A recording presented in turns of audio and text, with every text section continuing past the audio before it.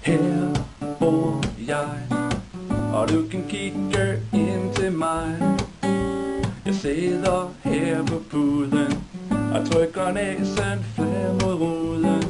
Og jeg kan se nogle børn, der leger, og en mand, der går og fejrer, og bussen, der drejer om hjørnet. Og jeg kan se de røde tage, og de gule og de blå, og fuglene, der flyver rundt og sætter sig på.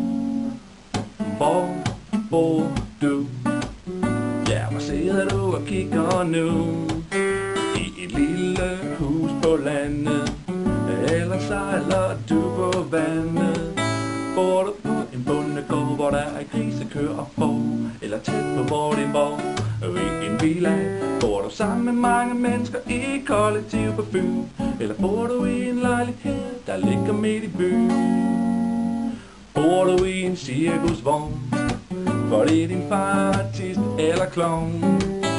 Ja, rundt omkring på jorden er der børn, som bor på steder, som man slet ikke tror.